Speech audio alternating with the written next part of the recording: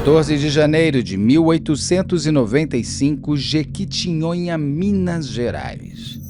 Nesse dia, nasceria o primeiro serial killer brasileiro registrado e esquecido do país. Febrônio, índio do Brasil, cresceria para ser psicopata em toda sua equação do mal.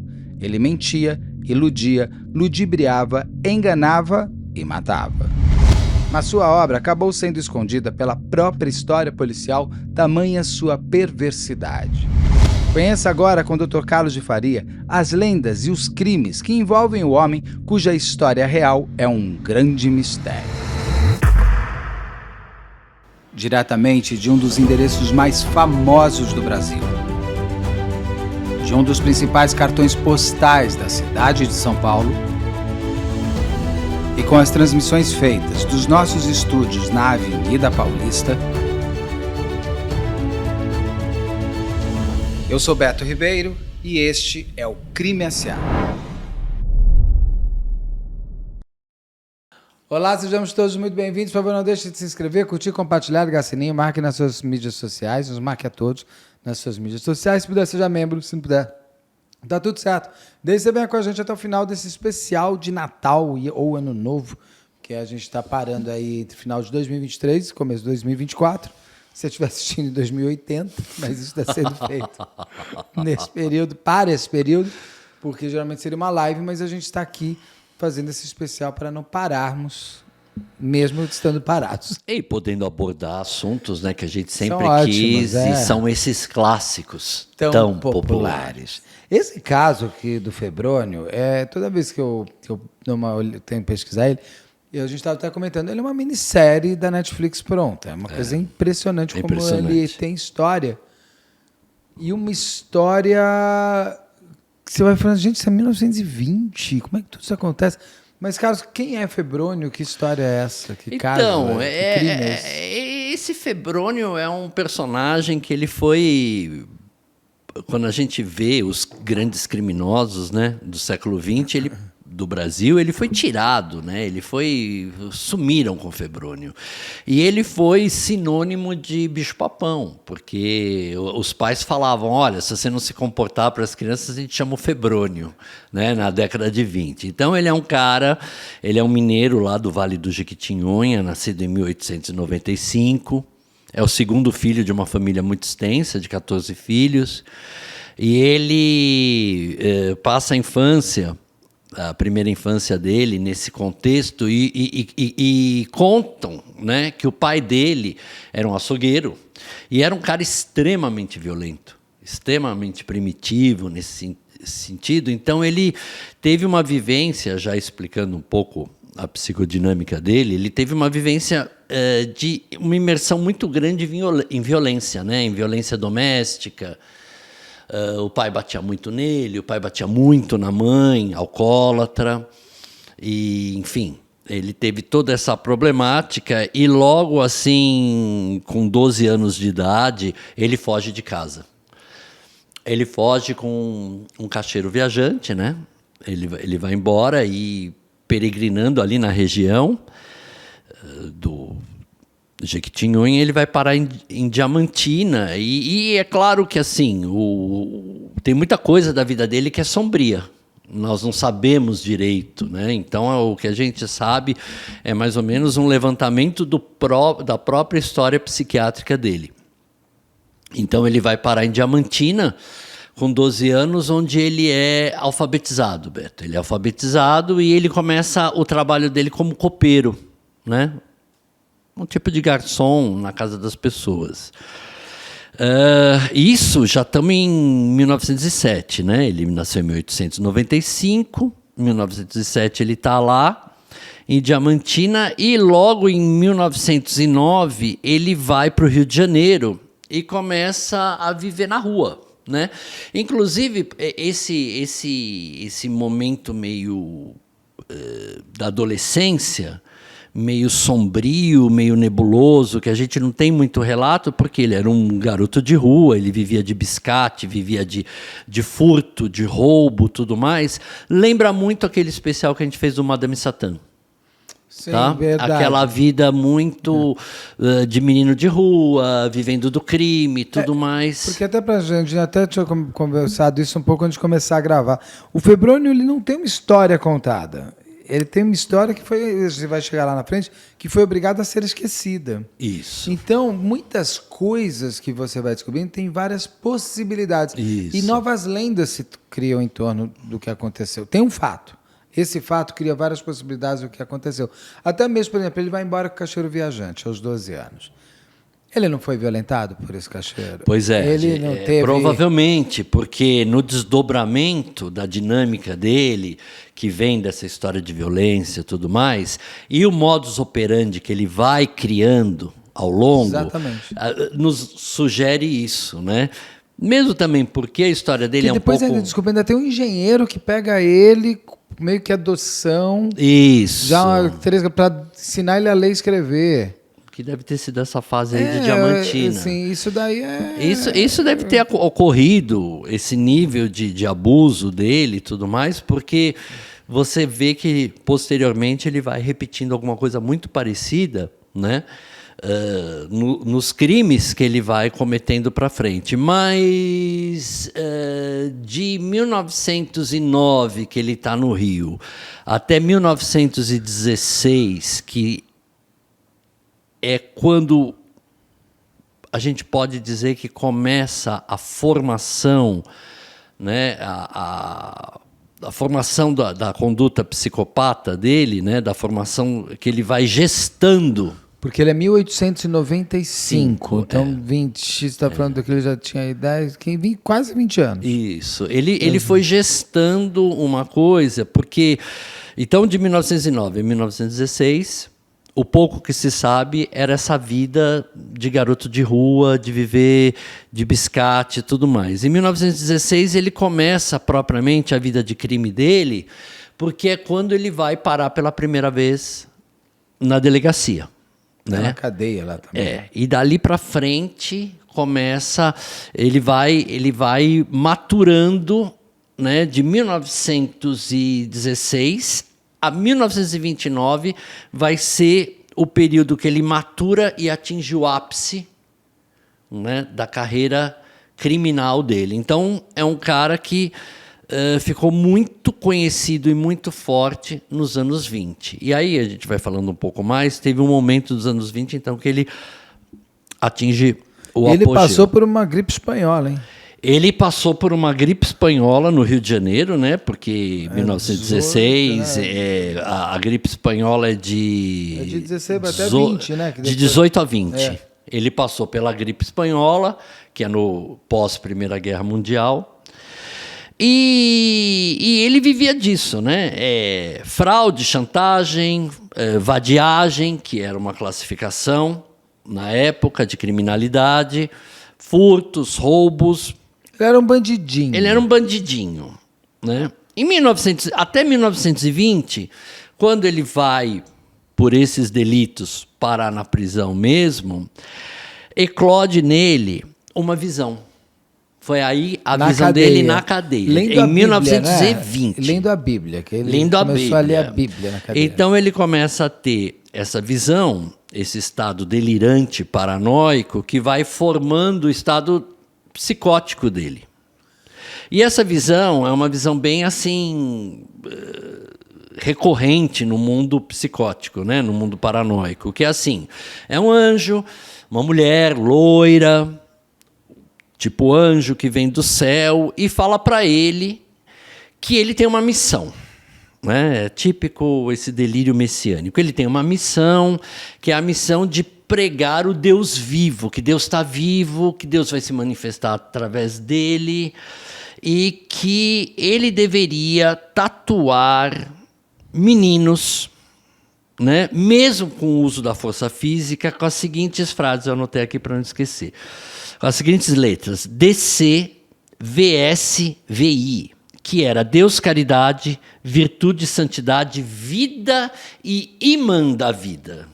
E ele passa a ser o filho da luz. E ele é o filho da luz, ele é o que vai divulgar isso. E ele, inclusive nessa época da prisão, nessa visão, ele pede para um colega de cela tatuar ele, né? E ele tatua, né?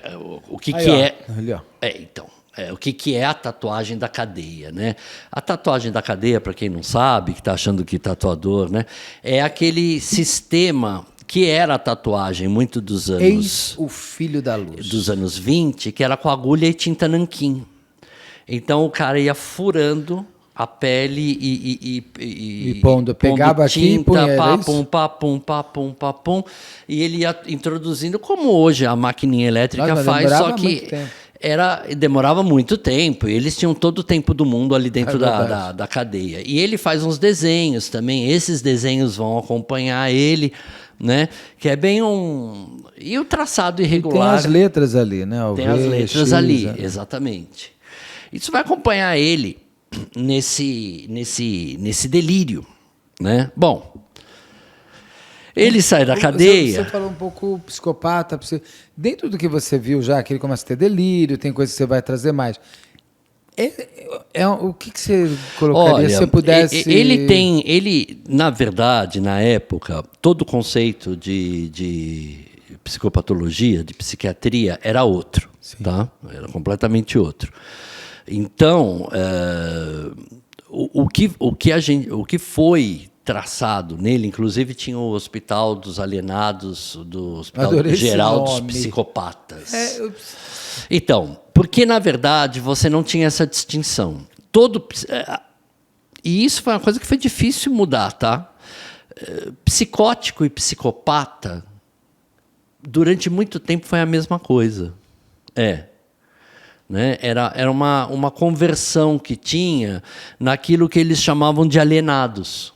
Não é? Porque também tinha esse termo, Hospital dos Alienados. A palavra é ótima, alienado te coloca uma coisa alienada à realidade. Por quê? Né? Porque o alienado, além de ser essa questão do alienado da realidade, ele vinha do conceito europeu do início da psicologia, da psiquiatria, que era a demência precoce.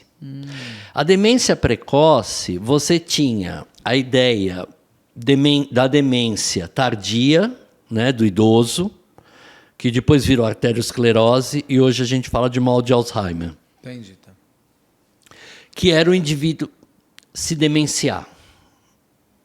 Só que a esquizofrenia era considerada uma demência precoce, ou seja, uma alienação que se dava numa época recente, começava às vezes na adolescência, na juventude, ou eclodia na vida adulta. E o indivíduo ele perdia a noção, né, da realidade. Com os delírios, com as alucinações, ele perdia aquela noção, ele se alienava da realidade. Então, para esses primórdios da psiquiatria, inclusive porque também você não tinha os antipsicóticos, a medicação toda, e era tudo muito na base dos métodos físicos, né? Banho de água fria, choque elétrico, entre outras. Lobotomia veio um pouco depois, mas outras técnicas, né? Então, ainda era um campo muito nebuloso. O que se sabia era que o indivíduo perdia a razão, perdia a capacidade de lidar com a realidade. Então, era uma alienação. Então, esse termo psicótico, psicopata, ele era muito unificado, demorou muito, né, para a psiquiatria e para a psicologia conseguir distinguir isso.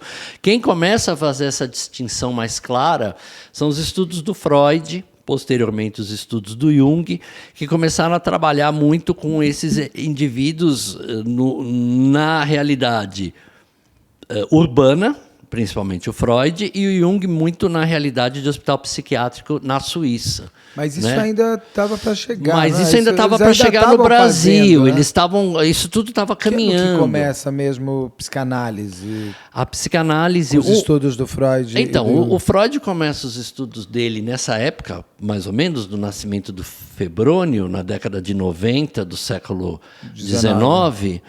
E o grande marco da psicanálise é o livro Interpretação dos Sonhos, de 1900. Né?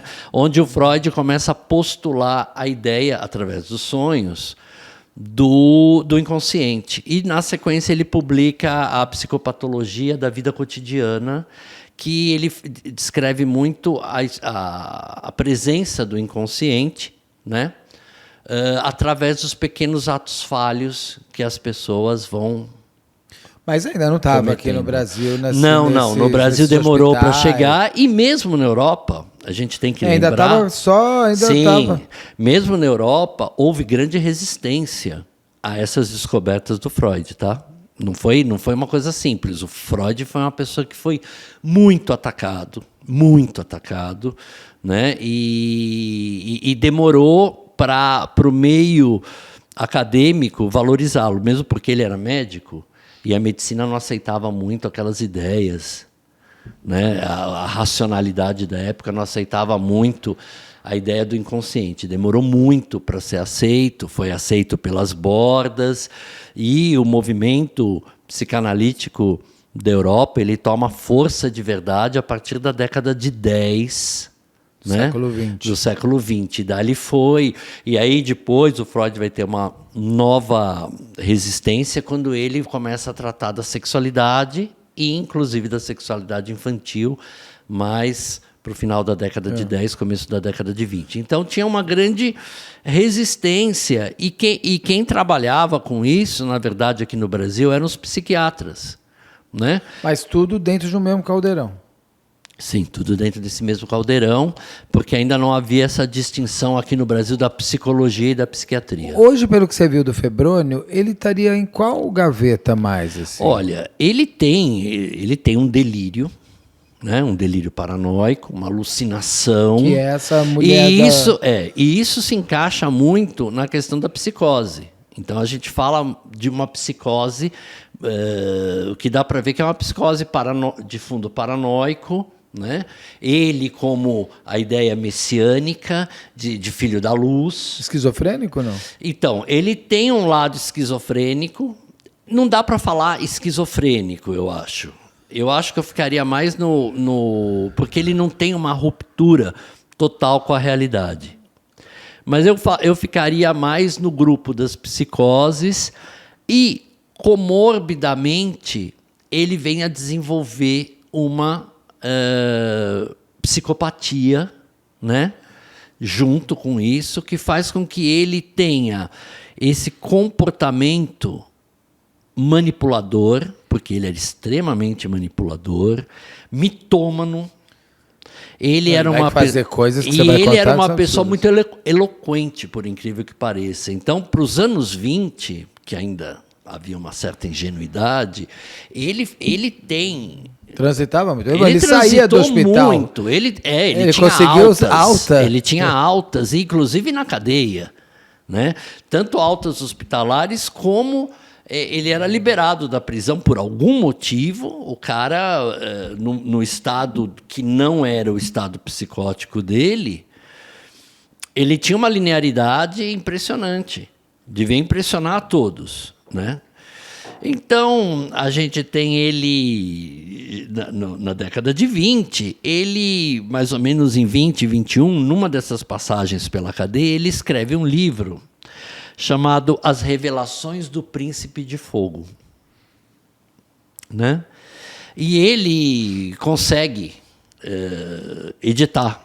Ele consegue editar o livro dele de uma forma tosca. Eu vi uns facsímiles do livro de uma forma tosca.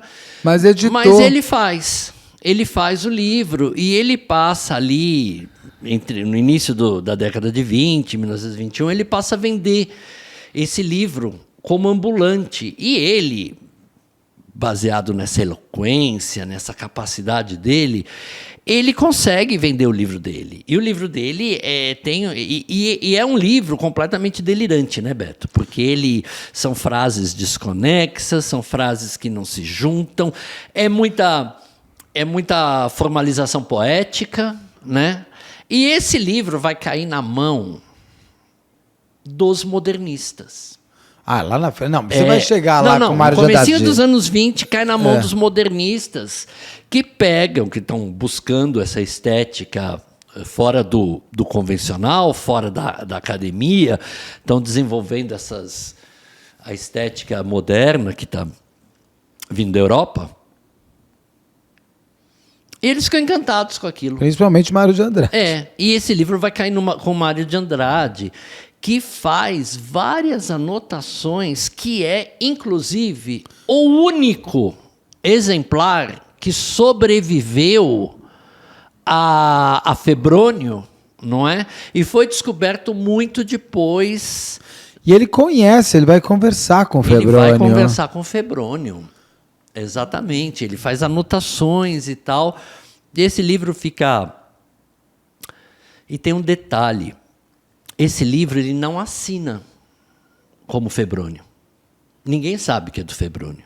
Ele assina como que é? Ele não assinou o livro. Ah, não tem um autor. Ele não tem um autor. Esse é o facsímile. Esse facsímile, A Revelação do Príncipe do Fogo, esse facsímile em especial é o único exemplar que sobrou da tiragem que ele fez e que passou na mão de tanta gente, porque justamente esse facsímile era do próprio Mário de Andrade. Dentro dele tem as anotações com a letra do Mário e ficou no meio da estante do Mário. E quando o Mário faleceu e foi doada a biblioteca dele, foi junto, e um pesquisador, posteriormente, um pesquisador da obra do Mário, encontrou esse livro e se ligou que era do Febrônio. Então, por quê? Porque esse livro, juntamente com a ideia do Febrônio, foi considerado muito subversivo. E nazista. E nazista, porque ele tinha uma ode. Quando que ele lança esse livro? Deve ter sido em 1921, por aí. É antes do livro que o Hitler lança. Ele, nesse livro dele, ele já fala que os arianos são o povo mais... e ele é negro. Ele é uma coisa assim, ele coloca os arianos como evolução da humanidade. Ele tem vários pensamentos nazistas que muita gente fala assim, será que ele leu o livro do Hitler? Eu diria não, porque o livro do Hitler era depois. E se fosse até esse livro do Hitler chegar no Brasil, ele não ia ler em alemão, né? Então, não, ele foi um pensamento dele que anterior. era um pensamento que estava já surgindo, meio coletivo, né? Meio coletivo. Um consciente coletivo. E o psicótico, ele tem isso, né? Ele tem essa capacidade de apreensão, como ele está muito ligado, contato muito intenso com o inconsciente de modo geral, ele tem essa captação intuitiva. Desse radar, exatamente. Isso é uma coisa bem do psicótico. Então, mas até então ele não estava matando ainda, não que a gente soubesse. Ainda ele estava gestando esse psicopata que estava vindo, né? Aquilo que a gente fala dos psicopatas modernos, que é esse período de amadurecimento criminal, né?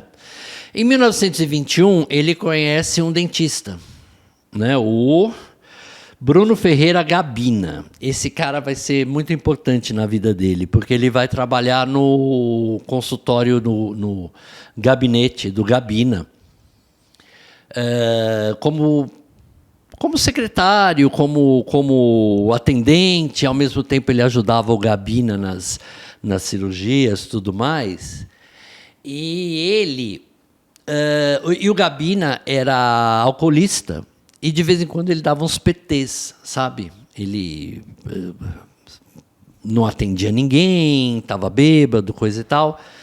Então, o Febrônio, num belo dia, rouba o diploma dele. Ele era dentista. Ele viu o diploma na parede, ele pegou o diploma. Mas o dentista some também, tá? Nunca soube, ele desaparece, então, a mãe fica atrás durante muito tempo e imagina-se hoje que ele tenha sido uma vítima que ele do tenha Febrônio. sido a primeira vítima do Febrônio. Que ele assume a identidade do Bruno como dentista. Exatamente. O Bruno nunca foi achado, né? No corpo dele. Ele provavelmente deve ter sido a primeira vítima. Ele deve ter levado o cara para algum canto, né, nesse modo operandi. E ele deve ter percebido a fraqueza dele por bebida, dado bebida para ele e Dado pau na vida dele. Deve ter dado pau na vida dele, ou favorecido algum tipo de acidente. Enfim, nunca foi achado o Gabina, né? E ele pega o nome, pega o diploma e começa a atuar como dentista. Só que ele era muito louco, né, cara? Porque assim, o negócio dele era extrair dente. Tá certo que a odontologia da época, ela era muito baseada em extração. Isso, Mas porque, enfim, todo mundo sabe, né? Não havia tanto estudo, tanto higiene. Quando a pessoa chegava com um dente doído, já estava aquela coisa no canal, tudo mais. Então era extração. E ele dizia para os pacientes que ele tinha que tirar um dente e mais 2, um de cada lado, porque os 2 dentes que estavam do lado do dente que doía iam morrer já. Estavam contaminados pelo mal, já tinha essa ideia do mal. E ele extraía a seco. Ou seja, né? um torturador. E ele sentia prazer, ele começou já a forjar esse aspecto sádico da personalidade, né? Da personalidade criminal dele, começou a vir à tona esse aspecto sádico. Bom, isso junto, ele não se bastava por isso, né? Ele começou a dar golpes na praça e ele usava o gabinete odontológico para dar uns golpes de dinheiro que era assim, ele prometia emprego para as pessoas, né? Aliás, coisas que até hoje acontecem.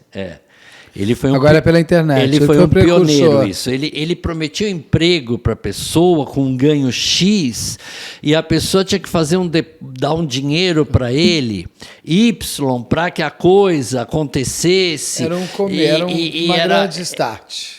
E ele conseguia, até que quando as pessoas davam dinheiro para ele, voltavam para pedir um emprego, ele sumia, dava um perdido, coisa e tal. Ficava mudando de cidade. Muitos foram denunciar para a polícia começou a ir atrás dele, ele picou a mula, porque a barra dele estava suja no Rio de Janeiro, e ele vai para a Bahia. E na Bahia, munido desse diploma, ele muda o nome para Febrônio Simões de Melo, índio do Brasil, um médico. E ele começa a atender como médico. E esse caráter errático dele começa a se estabelecer aí, porque você vai perceber daí para frente como ele andou pelo Brasil, né? Ele foi para a Bahia, ele voltou, ele foi para o Espírito Santo, depois ele foi para Minas, depois voltou para o Rio, depois ia para ele andou. E na Bahia, ele, como médico, ele começa a atender as pessoas, mas assim, dando mesinha, dando bênção, dava chazinho disso, chazinho daquilo. Ele ia dando, assim, ele ia fazendo umas curas muito mais de curandeiro, de médico em si. Porque ele também não sabia o que dar. Não sabia nada. Até que acontece o caso de 2 crianças que morrem quando ele atende por falta de cuidado específico. As crianças morrem e na época também, nesse período, uma mulher que ele começa a atender ele vai fazer o parto de uma mulher e essa mulher morre. Né? Já são mais 3 vítimas. Então, já são mais 3 vítimas. Então, ele é obrigado a fugir. Minto. Nessa intercorrência da medicina ilegal dele, ele atendeu. Esses casos foram entre Bahia, Minas Gerais e Espírito Santo. Tá? Porque quando morria uma pessoa numa cidade, ele era obrigado a mudar para outra. Sim. Então, esse caráter errático veio dessa época de um médico falso e daquela grandiosidade. Né? Enfim, o cara era... Ele ainda não tinha matado o cara na cadeia. Não. Ainda vamos ter essa... Em 1926, né, o que a gente tem é assim. Coisas É que é picadas. muita coisa. É muita coisa. E tudo O cara era um cara muito... E ele deveria ter fases de muita mania, porque ele acelerava e ia embora. Não tinha aquela coisa de sair pelado, com uma faixa Sim, na cabeça, no Cristo Redentor, Aí dançando. ele foi pego. Aí já estamos em 1926, que ele fazia uns rituais muito loucos na mata. Ele tinha uma coisa também de mata. Então ele vai trazendo nessa psicose dele alguns elementos. Então ele traz o elemento do curandeirismo, ele traz o curandeirismo indígena, mas ele traz também elementos das religiões afro-brasileiras, que ele vai misturando tudo. E por quê? Porque ele tem essa missão que ele acredita piamente, porque ele teve essa visão algumas vezes, tá? A visão do anjo, aquela mulher loira da cadeia, loira, a primeira descendo, vez. que junta com isso que você falou, da ideia ariana, da superioridade ariana, porque o anjo era loiro, de olho claro, e ele, como negro, era um servidor desse anjo, da mensagem desse Deus, mas, ao mesmo tempo, era também o Deus. Essa mistura de conceitos, tipicamente de uma psicose desse nível, onde ele é autorreferente, mas, ao mesmo tempo, ele é vítima.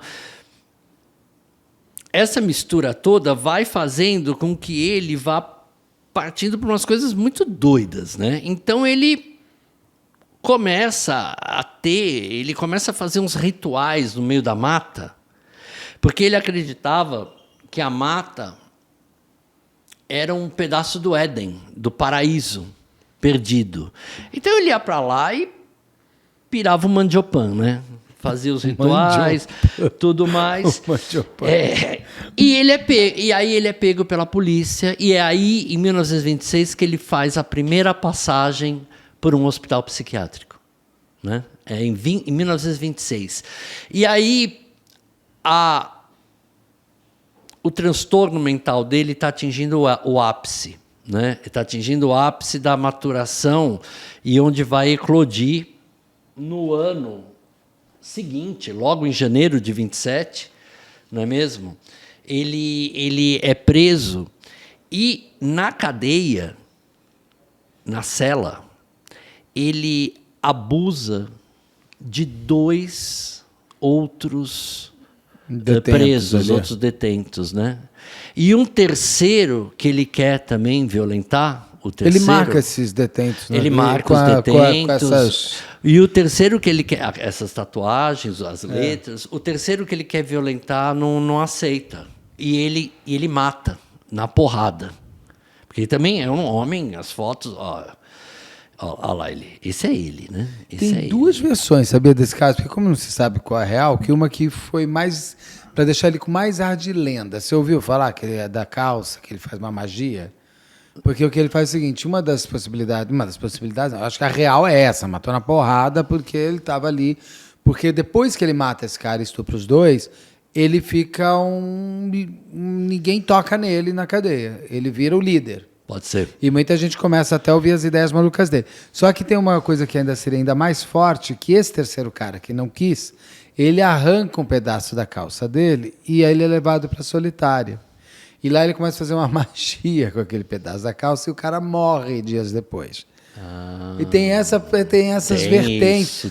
Porque aquilo que eu falo, como ele não tem uma história marcada, como você tem, sei lá, da que matou o irmão do Nelson Rodrigues, Sim. Que você tem jornais, como ele vai ser, daqui a pouco a gente vai descobrir que ele foi apagado. O fato existiu, ele matou um cara na cadeia, mas daí você nada como florear mais ainda para deixar essa personagem ainda mais folclórica. Mas fica nesse... Eu acredito que o mais real é que ele matou na porrada, não que ele pegou... E que o cara talvez tenha sido encaminhado para o ambulatório, não na hora. E morreu no laboratório. E morreu, mas e não aí porque ele pegou a coisa da causa. Não, ele ia morrer, o cara apanhou até morrer. Morreu.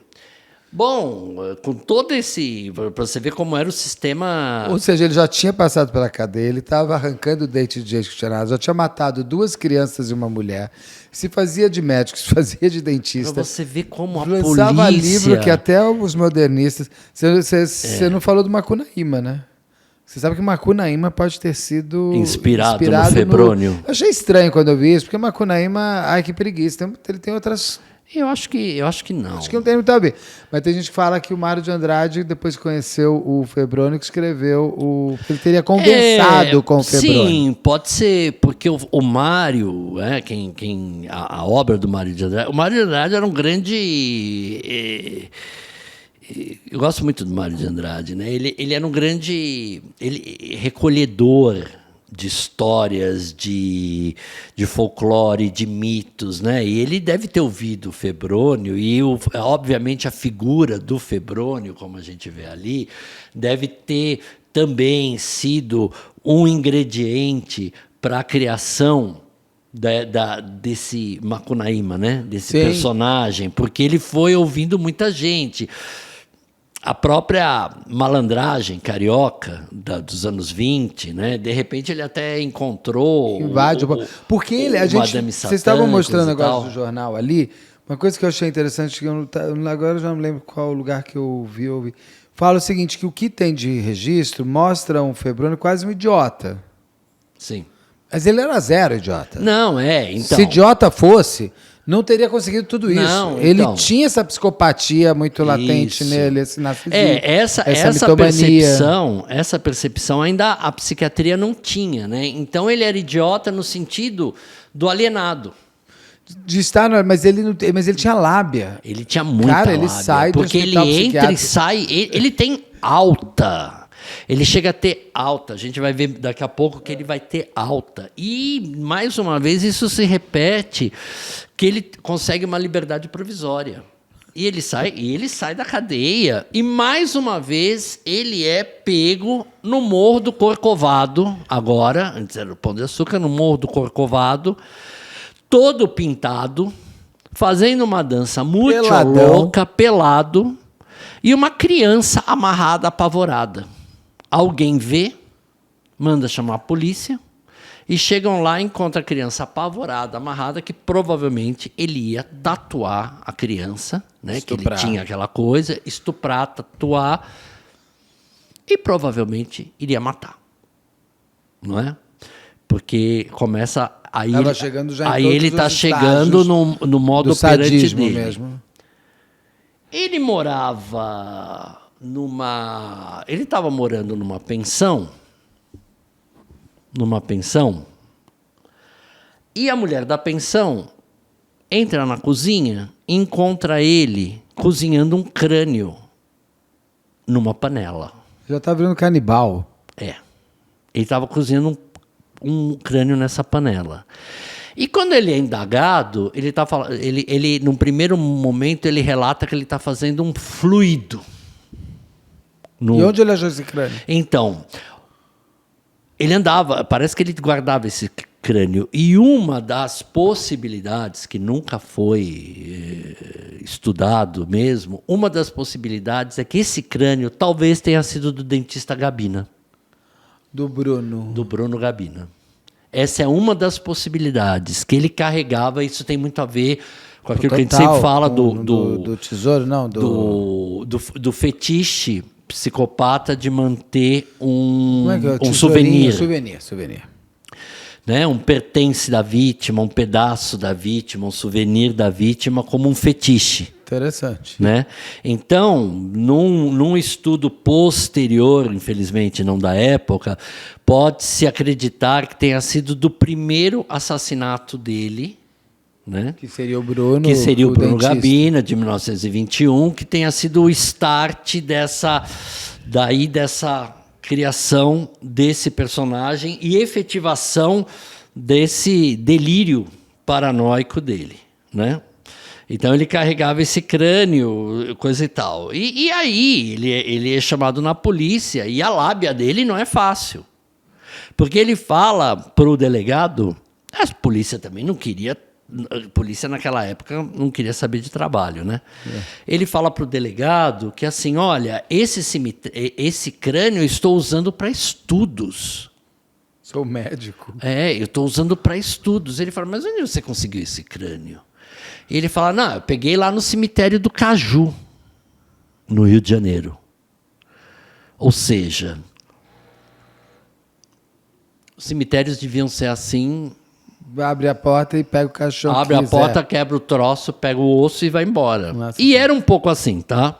Era um pouco assim. Cemitério tinha um pouco essa coisa meio largada, porque eu me lembro de histórias que meu avô contava, que era muito comum ir para o cemitério e encontrar aqueles ossários quebrados e olhar lá dentro e ter aqueles ossos. E eu cheguei a ver muita coisa assim, tá? Eu acho que eu tenho uma lembrança disso também. Porque era muito comum isso. Era muito comum. Quando você ia com coisas finadas, com família. Era muito comum, porque eles tiravam os ossos muitas vezes do túmulo, ou as pessoas eram enterradas em valas mais simples, e aí precisavam abrir essas valas, então eles abriam as valas, tiravam a ossada e punham geralmente no ossário, que eram pequenos nichos. Existe até hoje no interior uns nichos no muro do cemitério. Sim. Então a pessoa punha, ela está benzendo? Tá pesado o assunto? Não. Tá com medo?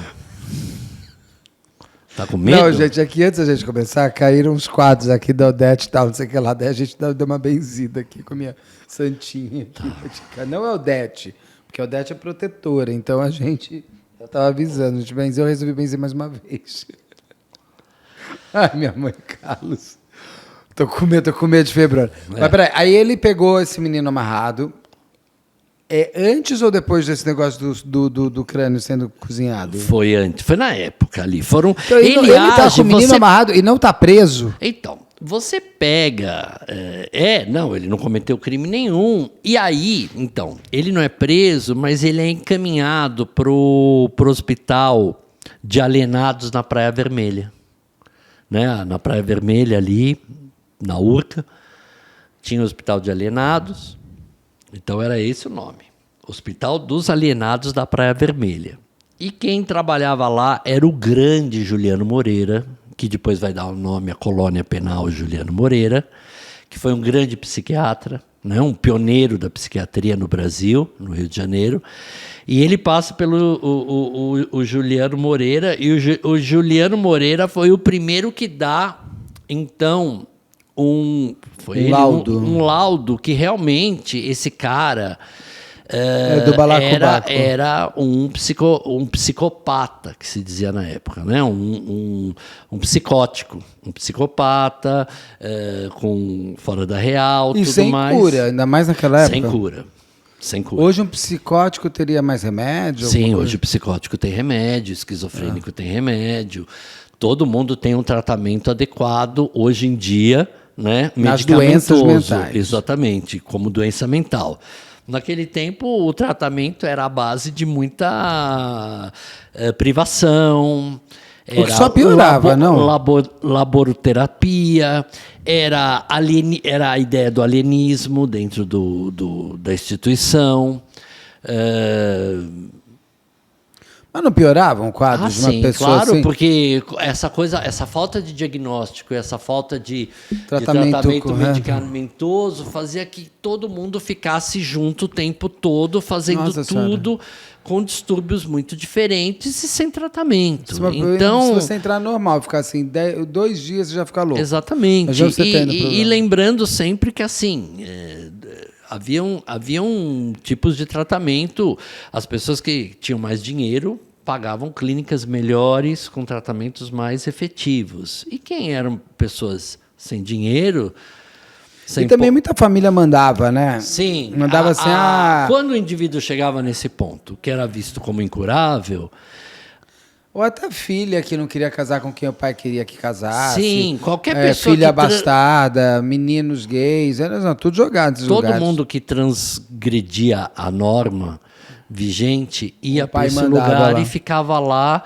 E era um depósito, né? Essa era a grande questão. Ele acabava sendo um Barbacena depósito começou de ali. tudo. O Barbacena, ele traz essa ideia do o Barbacena, o Juqueri. Todos eles já estavam ali Moreira, em 1920, já estavam funcionando já a pleno construindo vapor. seu fermento. Isso, já estava aí. Já era que termina em 1990, praticamente. Exatamente. O Pedro II de Engenho de Dentro. Sim. Todos começam nessa onda do alienismo, né? Da necessidade da instituição psiquiátrica para conter essa galera. Né? E aí ele vai, o psiquiatra dá um laudo para ele, que ele laudeia ele, finalmente. Laudeia ele. Confirma tudo aquilo que você já estava colocando aqui. E ele fica lá uns meses e tem a alta. Então, mas não tinha, assim, não se dava alta, né?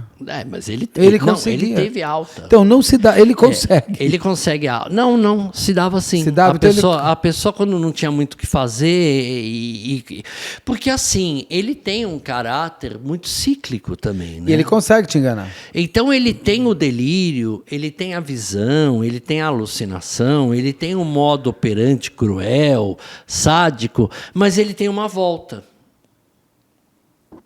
Né? E é uma coisa que a gente discute até hoje, né? Como que o cara dentro de um presídio ele fica bom, ele fica bonzinho, ele fica tranquilo, ele fica natural porque ele não tem os gatilhos. O objeto de desejo dele não está lá dentro. Não está lá dentro, exatamente. A não ser um Pedrinho matador da vida. E eles têm a alta. E no dia da alta, a gente está mais ou menos em 1927, a gente está em 27. No dia da alta, ele sai... É muito gozado entender como é que funcionava esses hospitais, né? Porque o dia da alta parece que era uma alta meio de algumas pessoas que saíram naquele dia. E na saída da alta, ele conheceu um tal de Jacob Edelman, né? De 17 anos. Que estava lá dentro também? Que estava lá dentro também e estava tendo alta com ele. Então eles estão saindo... É gozado isso, né? É gozado essa ideia de sair pela porta da frente, com alta, sozinho, entendeu? Tipo, então tá, você tá de alta, vai embora. E a pessoa pega a malinha dela e vai embora. O ônibus é ali, vai embora. E o relato que tem, muito interessante, é que eles saem juntos e esse Jacó fala assim, olha, eu tenho um amigo, o Otávio de Bernardi, né? Que pode ajudar a gente agora, né? A gente saindo do hospital. Então, a gente vai... Eles foram lá para Mangaratiba. Pegaram um ônibus e foram lá para Mangaratiba encontrar... E eles dois, tanto esse Otávio como esse Jacó, eles tinham 17 anos. E era o gatilho, né? Eles eram gatilho pro Febrônio. Então ele leva os dois para o mato, que ele tinha essa coisa do mato, né? Ele leva os dois para o mato e começa a pregar para eles a visão dele sendo o príncipe da luz, o Deus vivo, filho da luz lá, o príncipe tal, não sei o que lá. Que ele tinha contato com essa mulher. Essas pessoas enganam bem, né, para te levar até ali. Ele abusa dos dois e ele tatua os dois. Como que ele consegue fazer isso sozinho? Eu não sei. Não é muito doido? Muito porque ele não tem um revólver. Ele não tem um revólver. Uma faca. Ele tinha... O que a gente sabe dele é que ele tinha uma eloquência, ele tinha uma fala, ele tinha um poder de convencimento para aquelas pessoas, ele tinha... tudo isso que a gente viu até agora do Febrônio era baseado nisso, Beto. Não era baseado em beleza, não era baseado em dinheiro. Ele era um cara muito esperto, muito eloquente, muito manipulador e com uma capacidade de mentira além do... que enganava, por isso que as pessoas... Ele conseguia, ele estava na frente. E esses dois ele conseguiu tatuar. E ele mata? Não, esses dois ele ainda não mata. Na sequência ele vai tatuar mais um, né? Porque ele tinha também uma coisa que era muito típica dele, do modus operandi dele, que começa lá atrás, no consultório do Gabina, e vem se mantendo, que era a promessa de emprego. Ele usava muito essa coisa da promessa de emprego. Que ele era de uma agência tal, porque ele falava bem, viu? Ele falava muito bem. Assim, se ele te enganou como médico, como dentista, por vários lugares e tudo mais, e te extraiu o dente das pessoas, e não foi uma, não foram duas. Ele falava muito bem. Então ele tinha essa coisa, eu sou de uma agência, nós estamos recrutando pessoas, papapá, e as pessoas ficavam encantadas.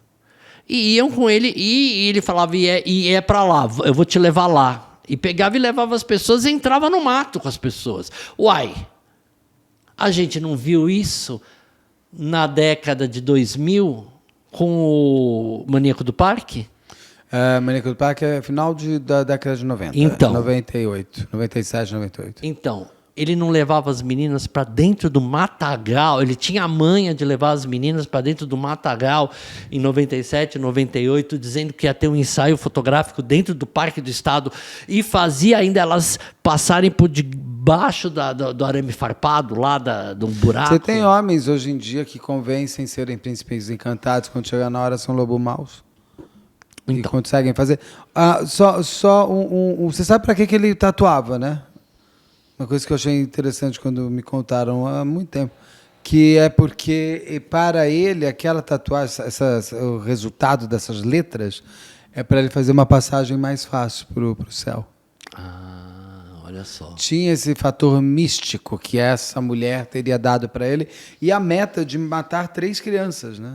Eram mais, tá? Ele tinha que matar. Eram mais ele de tinha que 3? sair tatuando. Porque tinha uma marca, tinha um número mínimo Tinha um ali. número que ele tinha que tatuar e matar. Que era o sacrifício para o Deus vivo. Isso. Bom, enfim. E, gente, isso não tem nada a ver com satanismo, isso não Não. tem nada. Isso daí é frebonismo, isso é uma Febronismo. é uma exatamente. religião, vamos chamar assim, Não, uma seita, sabe o que ele é? Era uma filosofia que ele inventou e convenceu pessoas, porque tinha gente também que acabava embarcando nele acreditando que ele era um messias qualquer e que aquilo faria parte desse misticismo que ele colocava, que ele conseguia convencer também. Esses caras denunciaram ele para a polícia e mais uma vez ele foi preso. Mais uma vez ele passou preso. Isso tem muito a ver também com o tempo. Me lembrou muito a história do Madame Satã, o tempo que ele passou dentro da prisão de Ilha Grande, né? Mas Madame Satã você ainda consegue até questionar se ele também não era uma vítima. Esse cara, ele não tem vítima em nada. Ele, nessa última vez que ele é preso, Madame Satã tá aqui, tá no canal. É só procurar, tá nas playlists todas. Ele tá bem interessante.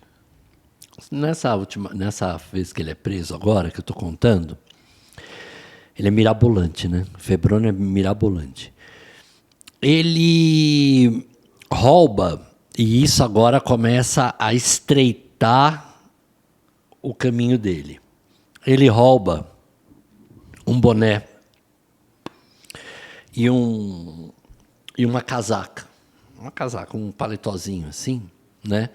E ele rouba isso e foge da prisão, e é com isso que ele se veste. E rouba do soldado. Rouba do soldado. Rouba do soldado. Não, o boné ele rouba de um Soldado detento. do guarda, sei lá o que que era. E o casaco ele rouba do guarda. Então aí ele estoura, né? Aí ele veste aquilo, ele foge, ele veste aquilo, e ele vai chegar numa família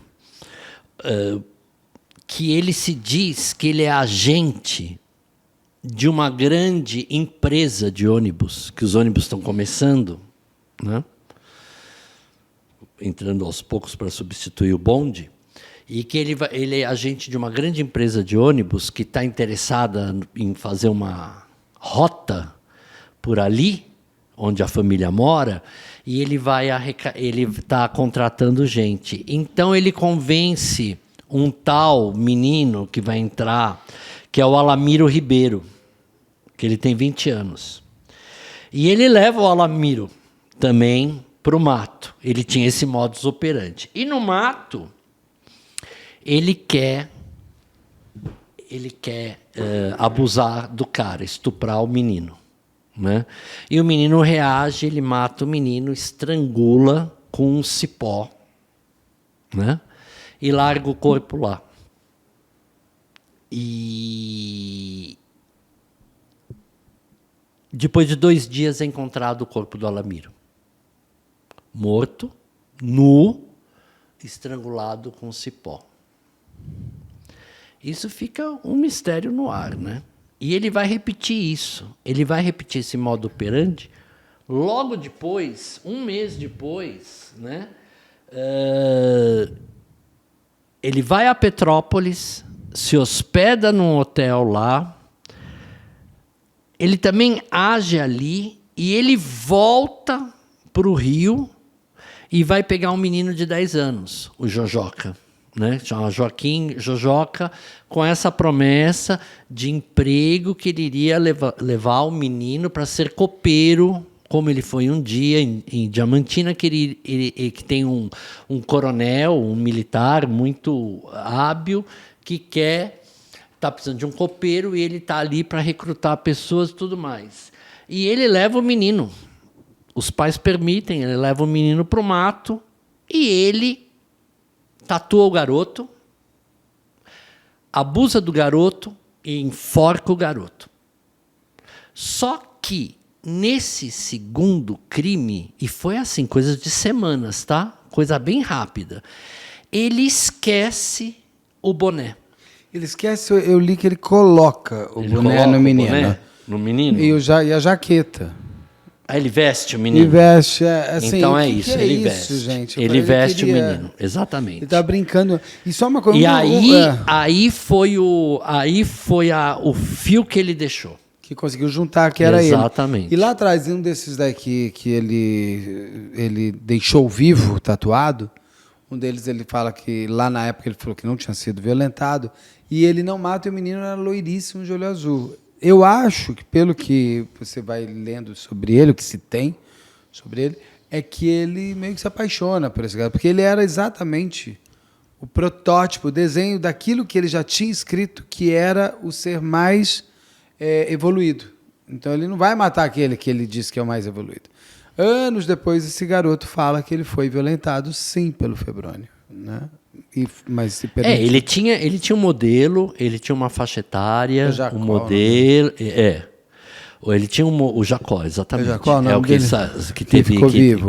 Ficou vivo, que saiu com ele do hospital. Ele tinha um perfil, não é? Ele tinha um perfil de presa. Ele tinha um modo de atuar, um modo de chegar, um modo de raptar essa pessoa, de levar, de convencer. Ele tem todo, ele vai construindo, no amadurecimento criminal dele, ele vai construindo toda esse detalhamento, né? Que tem muito a ver com a visão, né? Com a alucinação que ele tem, com os delírios que ele tem tudo a ver, que na verdade é uma coisa interna dele. Sim. E que vai juntando e vai compondo esse quadro da psicopatia dele, né? Associado à psicose, que vai compondo esse quadro muito desse perfil dele. Ele então, a partir desse boné, dessa jaquetinha, desse casaquinho, se chega nele. Porque eles lembram que aquilo era de uma guarda, o guarda é falado, e o preso fala, não, ele roubou, esse boné é meu e é do Febrônio. Então tudo isso quem foi o Febrônio. Então aí que eles associam ao Febrônio e ligam os fatos, e aí eles já sabem que quem matou... e outra coisa, que é muito importante dizer, nessas fotos que apareceram aí. Como ele teve muita passagem pela polícia, ele foi documentado. Ah, foto e tudo mais. Foto sim. e tudo mais, né? Então, quando essas pessoas que sobreviveram e os pais do Jojoca foram também falar quem que tinha aliciado, É, e ele a reconhece, família né? do O guarda Alamiro mostra a também, foto dele. que eles veem a foto e eles falam, é esse. Esse que bateu na minha porta, para Ofereceu agenciar emprego meu pro meu filho que sumiu com ele. esse que bateu na minha casa, que convenceu o Alamiro, que tinha 20 anos aí com ele. Os outros, o Jacó e o Otávio, também falaram, não, é esse aqui. Sim. Então, aí fechou o cerco, né? E aí, então, eles começam essa caçada, né, ao Febrônio, que é localizado. Quem né? ajuda ele a fugir, inclusive, é o irmão dele que ele nem conhecia. Então, e com o irmão dele acontece uma coisa muito gozada. Aí quê? ele é E aí estoura no jornal. E aí, então, ele se torna, estamos em 1927, ele se torna a fera. E aquilo repercute e começa a ganhar manchete. Começou a virar lenda urbana. O Febrônio vai te Virou pegar. lenda urbana. Inclusive, um irmão dele... Bom, eles eram em 14, né? tinha Então, ele tinha vários. bastante irmãos. Um irmão dele, que morava na Bahia, é linchado. Que é parecido com ele. Porque é o irmão do Febrônio, então ele pode ser um como Febrônio. o Febrônio aqui nessa cidade. Então eles cercam o cara e dão uma coça, lincham ele e matam ele. Pra você ver como ele Nossa, ficou, Zé, como essa eu não sabia em desse 1927 ele pegou a fama. Que vai virando, inclusive, uma lenda urbana. O Febrônio vem te pegar se você não for um bom Febrônio vem menino. te pegar, e o Febrônio é perigoso, e vem daí, então, essa ideia de pegar tudo que era dele e queimar. Queimaram todos os livros. O juiz botou ele para o esquecimento. Ele não podia mais ser lembrado. Não é que ele tinha direito ao esquecimento. Ninguém mais vai falar que você é um bandido. Não isso. Vamos fazer assim. Deixa eles... Não vamos mais nem falar nesse homem. Então, os livros foram queimados, não se falava mais dele, e ele, pouco de documentação que tinha se apagou, e ele vai vivendo até mais tarde.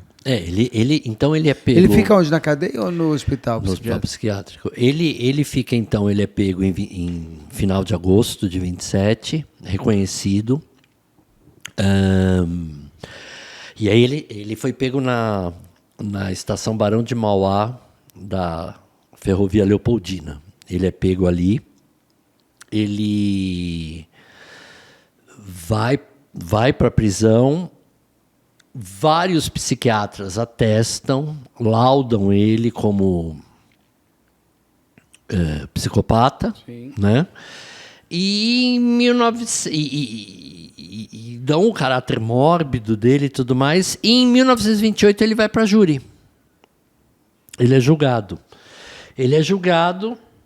E no julgamento dele, um grande psiquiatra, que era o Heitor Carrilho, Heitor Carrilho, que era um grande psiquiatra, ele é o primeiro cara que realmente, o primeiro profissional que realmente faz um atestado, o que a gente tem já de traços modernos do laudo psiquiátrico sobre ele, levantando tudo isso que eu falei, da psicopatia. Ele é o primeiro que descreve a psicopatia, esse caráter mórbido, com elementos de sadismo, que fala da psicose, que fala desse caráter messiânico, das alucinações. Ele é a primeira descrição, então, efetiva do caso, entendeu? É dele.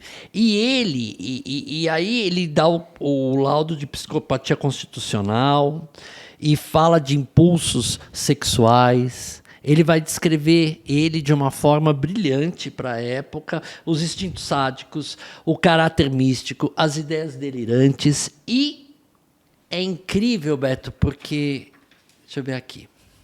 As reações antissociais, né, dos atos delitosos dele, e que ele é o primeiro que escreve que ele não pode conviver em sociedade, que ele tem que ser recolhido, né? Ele é o primeiro que fala da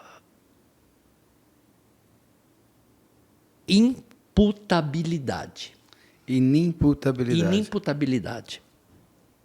Ele é o primeiro que descreve isso em termos... Que não foi mantido isso na vida, né? E ele, em 1929, ele é o interno número 1 do manicômio judiciário do Rio de Janeiro.